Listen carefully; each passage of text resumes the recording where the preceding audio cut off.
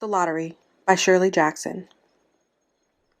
The morning of June 27th was clear and sunny, with the fresh warmth of a full summer day. The flowers were blossoming profusely, and the grass was richly green. The people of the village began to gather in the square, between the post office and the bank, around 10 o'clock.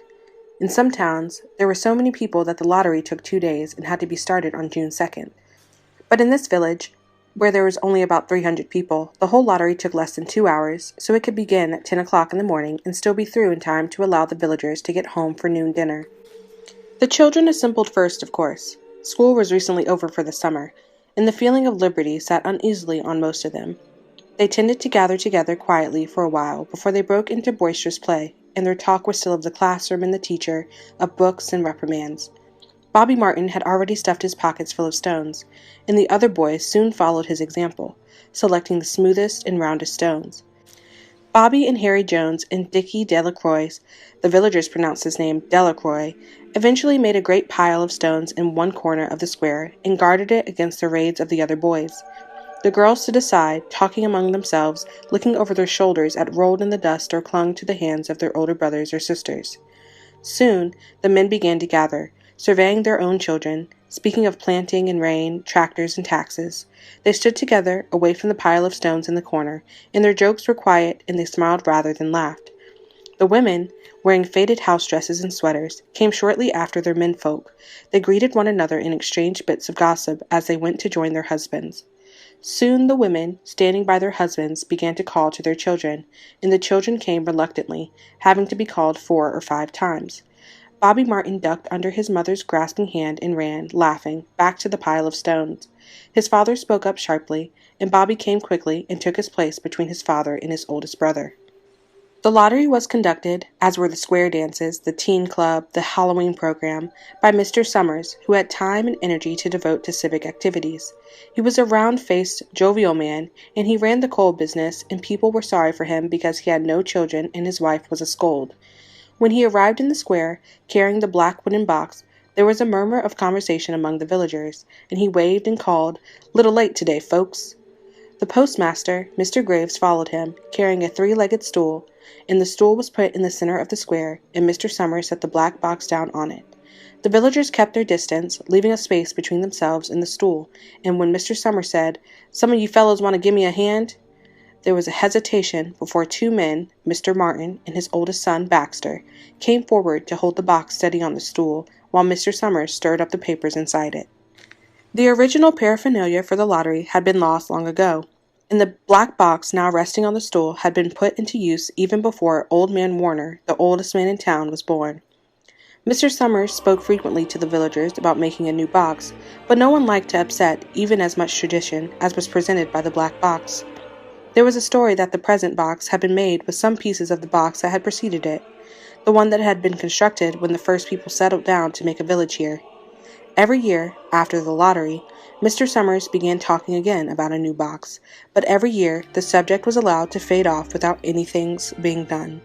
The black box grew shabbier each year. By now it was no longer completely black, but splintered badly along one side to show the original wood color, and in some places faded or stained.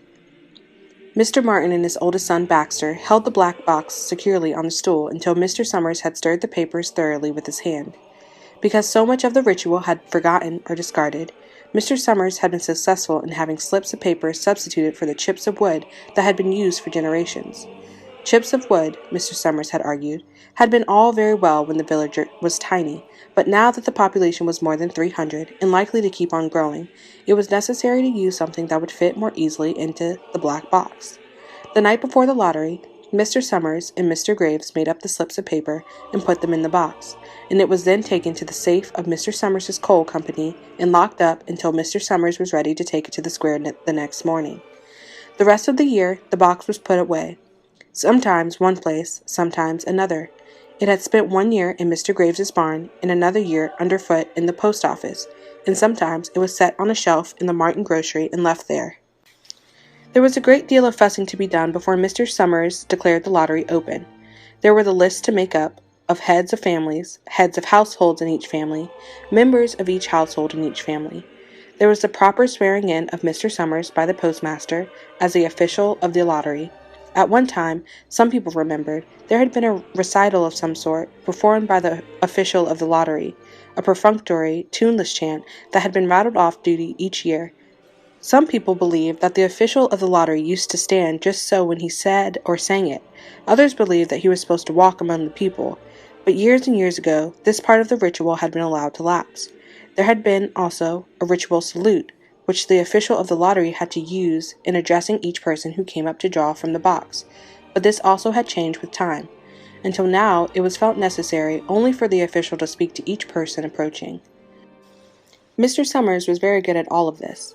In his clean white shirt and blue jeans, with one hand resting carelessly on the black box, he seemed very proper and important as he talked intermittently to Mr. Graves and the Martins.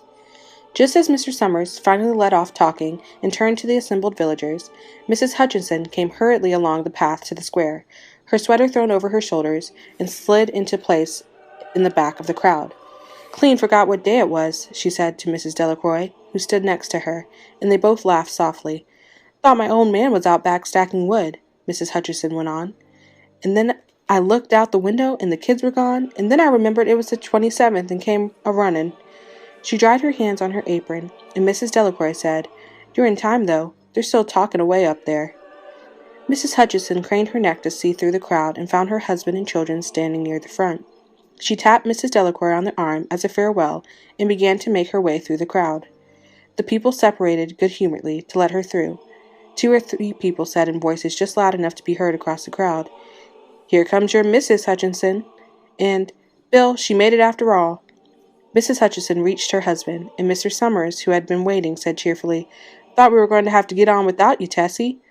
Mrs. Hutchinson said, grinning, "Wouldn't have me leave dishes in the sink now, would you, Joe?" And soft laughter ran through the crowd as the people stirred back into position after Mrs. Hutchinson's arrival. "Well now," Mr. Summers said soberly, "guess we better get started, get this over with so we can get back to work. Anybody ain't here?" "Dunbar," several people said. "Dunbar. Dunbar." Mr. Summers consulted his list. "Clyde Dunbar," he said. "That's right. He's broke his leg, hasn't he? Who's drawing for him?" "Me, I guess," a woman said, and Mr. Summers turned to look at her. "Wife draws for her husband," Mr. Summers said. "Don't you have a grown boy to do it for you, Janie?" Although Mr. Summers and everyone else in the village knew the answer perfectly well, it was the business of the official of the lottery to ask such questions formally. Mr. Summers waited with an expression of polite interest while Mrs. Dunbar answered. "Horace is not but 16 yet," Mrs. Dunbar said regretfully. "Guess I gotta fill in for the old man this year." "Right," Mr. Summers said. He made a note on the list he was holding. Then he asked, "Watson boy drawing this year?" A tall boy in the crowd raised his hand. "Here," he said. "I'm drawing for my mother and me." He blinked his eyes nervously and ducked his head as several voices in the crowd said things like, "Good fellow, lad," and "Good to see your mother's got a man to do it." "Well," Mr. Summers said, "guess that's everyone. Old man Warner make it?" "Here," a voice said, and Mr. Summers nodded. A sudden hush fell on the crowd as Mr. Summers cleared his throat and looked at the list. "All ready?" he called. "Now, I'll read the names, heads of families first, and the men come up and take a paper out of the box. Keep the paper folded in your hand without looking at it until everyone has had a turn. Everything clear?" The people had done it so many times that they only half listened to the directions. Most of them were quiet, wetting their lips, not looking around. Then Mr. Summers raised one hand high and said, "Adams." A man disengaged himself from the crowd and came forward. "Hi, Steve," Mr. Summers said, and Mr. Adams said, "Hi, Joe." They grinned at one another humorlessly and nervously. Then Mr. Adams reached into the black box, took out a folded paper. He held it firmly by one corner as he turned and went hastily back to his place in the crowd, where he stood a little apart from his family, not looking down at his hand. "Allen," Mr. Summers said. "Anderson? Bentham?" "Seemed like there's no time at all between lotteries anymore," Mrs. Delacroix said to Mrs. Graves in the back row. "Seems like we got through with the last one only last week." "Time sure goes fast," Mrs. Graves said. "Clark? Delacroix?" "There goes my old man," Mrs. Delacroix said. She held her breath while her husband went forward.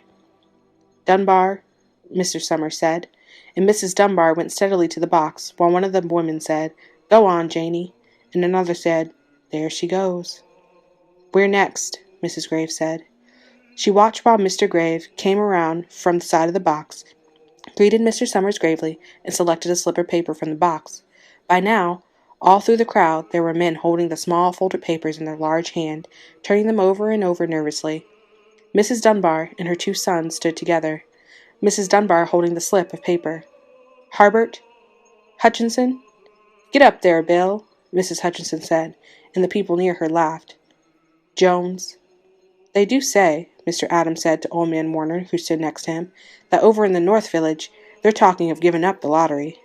Old Man Warner snorted. "Pack of crazy fools," he said. "Listening to the young folks, nothing good enough for them. Next thing you know, they'll be wanting to go back to living in caves. Nobody work any more. Lived that way for a while. Used to be a saying about lottery in June, corn be heavy soon. First thing you know, we'd all be eating stewed chickweed and acorns. There's always been a lottery," he added petulantly. "Bad enough to see young Joe Summers up there joking everybody." "Some places have already quit lotteries," Mrs. Adams said. "Nothing but trouble in that," Old Man Warner said stoutly. "Pack of young fools." Martin and Bobby Martin watched his father go forward. "Overdyke? Percy?" "I wish they'd hurry," Mrs. Dunbar said to her older son. "I wish they'd hurry." "They're almost through," her son said. "You get ready to run, tell Dad," Mrs. Dunbar said. Mr. Summers called his own name, and then stepped forward precisely and selected a slip from the box. Then he called, "Warner." "77th year I've been in the lottery," Old Man Warner said as he went through the crowd. "77th time." "Watson?" The tall boy came awkwardly through the crowd. Someone said, "Don't be nervous, Jack." And Mr. Summers said, "Take your time, son." "Zanini?" After that, there was a long pause, a breathless pause, until Mr. Summers, holding his slip of paper in the air, said, "All right, fellows." For a minute, no one moved, and then all the slips of paper were opened. Suddenly, all the women began to speak at once, saying, "Who is it? Who's got it? Is it the Dunbars? Is it the Watsons?" Then the voices began to say, "It's Hutchinson. It's Bill. Bill Hutchinson's got it." "Go tell your father," Mrs. Dunbar said to her older son. People began to look around to see the Hutchinsons. Bill Hutchinson was standing quiet, staring down at the paper in his hand. Suddenly, Tessie Hutchinson shouted to Mr. Summers, "You didn't give him time enough to take any paper he wanted. I saw you. It wasn't fair." "Be a good sport, Tessie," Mrs. Delacroix called, and Mrs. Graves said, "All of us took the same chance." "Shut up, Tessie," Billy Hutchinson said. "Well, everyone," Mr. Summers said, "that was done pretty fast, and now we've got to be hurrying a little more to get it done in time." He consulted his next list. "Bill," he said, "you draw for the Hutchinson family. You got any other households in the Hutchinsons?" "There's Don and Ava," Mrs. Hutchinson yelled. "Make them take their chance." "Daughters draw with their husbands' families, Tessie," Mr. Summers said gently. "You know that as well as anyone else." "It wasn't fair," Tessie said. "I guess not, Joe," Bill Hutchinson said regretfully. "My daughter draws with her husband's family. That's only fair, and I've got no other family except the kids."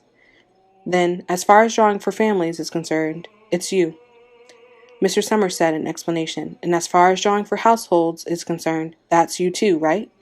"Right," Bill Hutchinson said. "How many kids, Bill?" Mr. Summers asked formally. "3," Bill Hutchinson said. "There's Bill Jr. and Nancy and little Dave and Tessie and me." "All right, then," Mr. Summers said. "Harry, you got their tickets back?" Mr. Graves nodded and held up the slips of paper. "Put them in the box, then," Mr. Summers directed. "Take Bill's and put it in." "I think we ought to start over," Mrs. Hutchinson said, as quietly as she could. "I tell you, it wasn't fair. You didn't give him time enough to choose. Everybody saw that." Mr. Graves had selected the 5 slips and put them in the box, and he dropped all the papers but those onto the ground, where the breeze caught them and lifted them off. "Listen, everybody," Mrs. Hutchinson was saying to the people around her. "Ready, Bill?" Mr. Summers asked, and Bill Hutchinson, with one quick glance around at his wife and children, nodded. "Remember," Mr. Summers said, "take the slips and keep them folded until each person has taken one. Harry, you help little Dave." Mr. Graves took the hand of the little boy, who came willingly with him up to the box. "Take a paper out of the box, Davy," Mr. Summers said. Davy put his hand into the box and laughed. "Take just one paper," Mr. Summers said. "Harry, you hold it for him." Mr. Graves took the child's hand and removed the folded paper from the tight fist and held it while little Dave stood next to him and looked up at him wonderingly. "Nancy next," Mr. Summers said. Nancy was 12, and her school friends breathed heavily as she went forward, switching her skirt, and took a slip daintily from the box. "Bill, Jr.," Mr. Summers said, and Billy, his face red and his feet overlarge, near knocked the box over as he got a paper out. "Tessie," Mr. Summers said. She hesitated for a minute, looking around defiantly, and then set her lips and went up to the box. She snatched the paper out and held it behind her. "Bill," Mr. Summers said, and Bill Hutchinson reached into the box and felt around, bringing his hand out at last with the slip of paper in it. The crowd was quiet. A girl whispered, "I hope it's not Nancy," and the sound of the whisper reached the edge of the crowd. "It's not the way it used to be," Old Man Warner said clearly.